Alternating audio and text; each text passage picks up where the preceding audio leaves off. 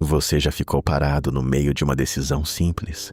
Qual faculdade fazer, se aceita ou não aquele emprego, se termina ou não aquele relacionamento, e sentiu uma espécie de tontura.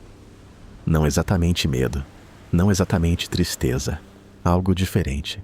Como se o chão estivesse firme, mas você ainda assim sentisse que podia cair. Ou talvez seja mais cotidiano que isso. Talvez seja aquela sensação de acordar às 3 da manhã sem motivo aparente, com o coração um pouco acelerado, a cabeça já correndo por cenários que nem aconteceram. O futuro aparecendo como uma ameaça difusa, sem rosto, sem forma, mas presente o tempo todo, como uma estática no fundo de tudo que você faz. A gente costuma chamar isso de ansiedade, e vivemos numa época que normalizou tanto essa palavra que ela quase perdeu o peso. Todo mundo tem ansiedade. Todo mundo toma remédio, faz terapia, baixa aplicativo de meditação, tenta respirar fundo. Mas antes de qualquer remédio, antes de qualquer técnica, existe uma pergunta mais funda que quase ninguém faz. De onde vem isso? O que é, de verdade, esse sentimento? Um homem nascido em Copenhague em 1813, filho de um pai severo e religioso que acreditava ter amaldiçoado a família, que viveu a vida inteira atormentado pela dúvida, que nunca se casou mesmo tendo amado profundamente, que morreu aos 42 anos sem ver o impacto do que escreveu. Esse homem dedicou a vida inteira a responder essa pergunta. O nome dele era Søren Kierkegaard. E a resposta que ele encontrou vai te desconfortar, mas vai te fazer sentido de um jeito que poucas coisas fazem. Antes de entrar no pensamento de Kierkegaard, eu preciso que você descarte uma ideia que a cultura moderna repete como mantra. A ideia de que a ansiedade é um problema a ser resolvido. Toda a indústria de bem-estar funciona em cima dessa premissa. Você tem ansiedade. Isso é ruim. Aqui está o produto. O método, a prática que vai eliminar a ansiedade. Agora você está melhor.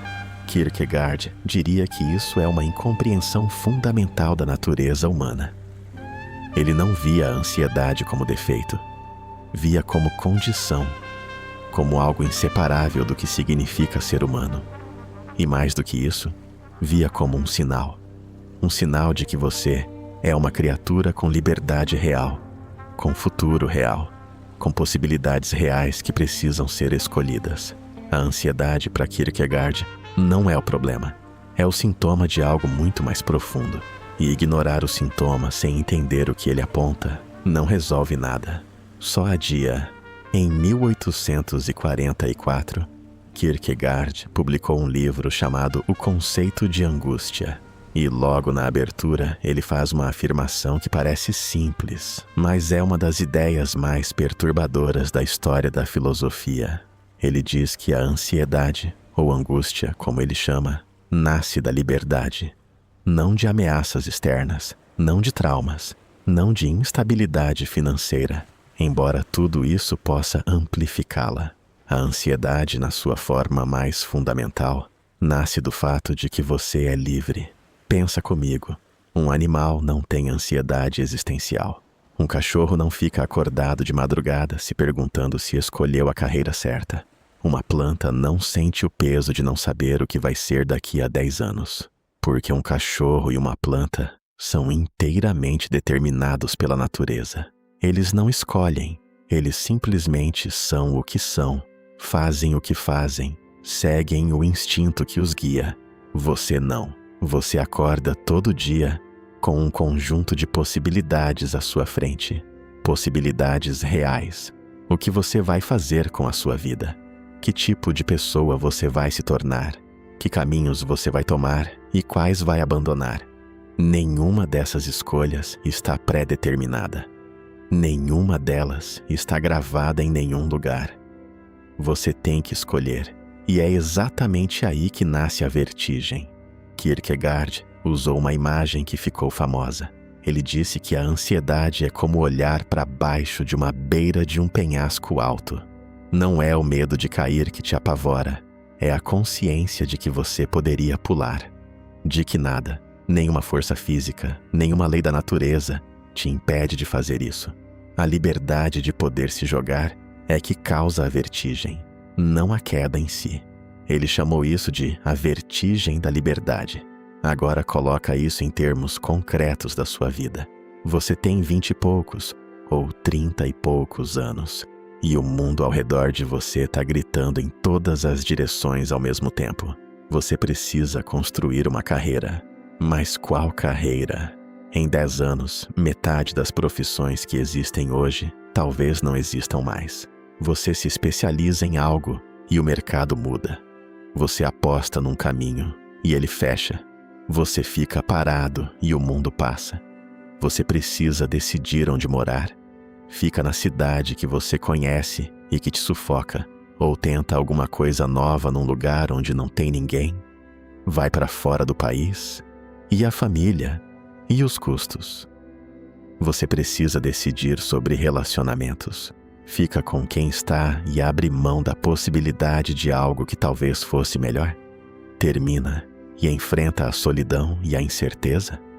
Tenta se abrir para alguém novo sabendo que pode se machucar de novo? Cada uma dessas perguntas é um penhasco. E a vertigem que você sente não é fraqueza. É a consciência de que você é livre para escolher. De que nenhuma dessas escolhas é automática. De que você vai ter que se responsabilizar pelo que decidir e pelo que não decidir também. Kierkegaard diria: essa vertigem é a prova de que você é humano. Mas tem uma camada a mais nisso, uma que dói mais. A ansiedade moderna não é só sobre o que você vai escolher, é sobre quem você vai ser. Kierkegaard escreveu muito sobre o que chamava de desespero e definia desespero de uma forma diferente do uso comum. Desespero para ele não é ficar sem esperança. Desespero é não ser você mesmo. Ou melhor, é não querer ser você mesmo. E ele identificou duas formas principais disso. A primeira é tentar se dissolver nos outros, deixar de ter um eu próprio e virar o reflexo do que as pessoas ao redor esperam de você. Fazer as escolhas que a família aprova, ter os gostos que o grupo social valida, trabalhar na área que parece respeitável, namorar quem encaixa no padrão, postar o que gera curtida, existir como espelho, não como pessoa. Kierkegaard escreveu isso no século XIX, mas parece que ele estava descrevendo o Instagram. A segunda forma de desespero é querer ser um eu diferente do que você é, gastar a vida inteira fugindo de si mesmo, nunca se contentar com o que você é agora, porque o que você é agora parece insuficiente, sempre num projeto de se tornar outra pessoa, mais produtivo, mais bonito, mais bem-sucedido, mais calmo, mais corajoso, sem nunca realmente habitar quem você já é. As duas formas são fugas, e as duas alimentam a ansiedade, porque quando você não é você mesmo, cada decisão fica mais difícil. Afinal, você não sabe o que quer, porque nunca parou para descobrir. Tem uma história na vida de Kierkegaard que eu preciso te contar, porque ela não é só biográfica. Ela é o exemplo mais honesto que ele deixou de tudo que escreveu. Kierkegaard era noivo. A mulher se chamava Regine Olsen. Ele a amava, ela o amava. O casamento estava marcado e ele rompeu o noivado, sem uma razão clara que ele tenha explicado para ela. Ele simplesmente desapareceu da vida dela. Ela ficou arrasada. A sociedade de Copenhague o condenou. E ele passou o resto da vida escrevendo sobre isso indiretamente, sem nunca deixar de pensar nela. Por que ele fez isso? Kierkegaard nunca explicou completamente. Mas nos seus diários e escritos, fica claro que ele acreditava que não conseguiria ser quem ele precisava ser dentro de um casamento convencional. Que a vida que ele sentia que tinha que viver, a vida de pensamento radical, de questionamento, de solidão necessária, era incompatível com o que Regine merecia. Pode ter sido covardia. Pode ter sido lucidez. Provavelmente foi as duas coisas ao mesmo tempo. Mas o ponto é, Kierkegaard escolheu e pagou o preço de escolher. Viveu com a culpa, com a saudade, com a dúvida de se tinha feito a coisa certa. E ainda assim, não voltou atrás. Isso é o que ele chamava de dar o salto. O salto é um conceito central no pensamento de Kierkegaard, porque depois de tudo, depois de identificar a vertigem, depois de entender que a ansiedade vem da liberdade, depois de perceber que você precisa ser você mesmo, ainda resta o problema prático. Como você escolhe, sabendo que não tem certeza? E a resposta de Kierkegaard é: você não espera pela certeza. Certeza não vem antes da escolha, vem depois. Às vezes, não vem nunca. O salto é escolher sem rede. Não porque você é impulsivo ou irresponsável, mas porque em algum momento, depois de pensar o suficiente, de pesar o suficiente, de sofrer o suficiente com a indecisão, você reconhece que a única saída da vertigem é se mover. Ficar parado na beira do penhasco não elimina a vertigem, só prolonga ela. E tem algo que Kierkegaard observou com uma precisão cirúrgica. A pessoa que nunca salta, que fica a vida inteira calculando, pesando, esperando a hora certa, essa pessoa não está evitando o sofrimento, está escolhendo um sofrimento diferente, o sofrimento de nunca ter vivido de verdade. Agora eu quero falar sobre algo que Kierkegaard chamava de os estágios da existência, porque é onde tudo isso se conecta de uma forma muito concreta. Ele descreveu 3 formas de viver, 3 estágios. O primeiro é o estágio estético. Não tem nada a ver com arte ou beleza no sentido comum. Estético aqui significa viver em função de sensações, de estímulos, de prazer imediato. É o estágio de quem foge da ansiedade pela distração constante. Mais conteúdo, mais festas, mais relacionamentos superficiais, mais compras, mais séries, mais qualquer coisa que preencha o espaço antes que o silêncio apareça e traga as perguntas. Kierkegaard não condena isso moralmente, mas diz que é insustentável, porque a distração sempre acaba, o prazer sempre passa. E quando a estática some, a pergunta continua lá, mais alta do que antes. O segundo estágio é o ético. É quando a pessoa decide parar de fugir e assumir responsabilidades, criar estrutura, construir uma vida com compromissos reais, trabalho, família, princípios. É uma vida mais séria, mais estável. Mas Kierkegaard diz que tem um limite aqui também. Porque viver só de obrigação, de dever, de expectativa social, sem uma dimensão mais profunda, eventualmente esvazia também. Você faz tudo certo e ainda assim sente que falta algo. O terceiro estágio, o religioso, é o mais difícil de explicar sem parecer que estou pregando. Então vou traduzir em termos mais amplos. Kierkegaard chama de religioso o momento em que você para de tentar controlar, em que você reconhece que existe algo maior do que a sua capacidade de calcular e prever, e que às vezes a única resposta honesta diante do futuro incerto é uma espécie de entrega, não rendição, não passividade, mas a aceitação de que você fez o que podia fazer, escolheu o que tinha condições de escolher, e o resto está fora do seu alcance. Ele não está falando necessariamente de Deus no sentido institucional. Está falando de humildade diante do que você não controla. E paradoxalmente, diz ele, é nesse estágio que a ansiedade finalmente encontra algum repouso. Não porque o futuro ficou mais seguro, mas porque você parou de exigir que ele fosse. Deixa eu te falar sobre o que acontece com a ansiedade, numa cidade grande especificamente. Porque tem algo cruel na dinâmica urbana moderna que Kierkegaard não viveu, mas que encaixa perfeitamente no que ele descreveu. Você mora num lugar de milhões de pessoas, e cada uma dessas pessoas está, pelo menos nas redes sociais, construindo uma narrativa de progresso. Fulano foi promovido, Ciclana voltou de viagem, aquele colega de faculdade abriu uma empresa, aquela pessoa com quem você saiu algumas vezes está num relacionamento novo que parece perfeito. E você está ali, na sua vida que parece parada ou lenta demais, ou errada de alguma forma que você não consegue nomear. Kierkegaard chamaria isso de a tirania da comparação, porque quando você vive olhando para o lado, você nunca está realmente dentro da sua própria existência. Você está sempre avaliando a sua vida pela régua de outra pessoa. E essa régua nunca vai encaixar, porque ela foi feita para medir outra vida, não a sua. E enquanto você compara, o tempo passa. As escolhas que você não fez por medo de fazer errado continuam não feitas.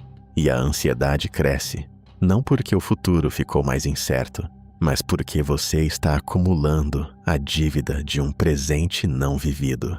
Tem uma frase de Kierkegaard que ficou marcada para mim de um jeito que poucas frases filosóficas ficam.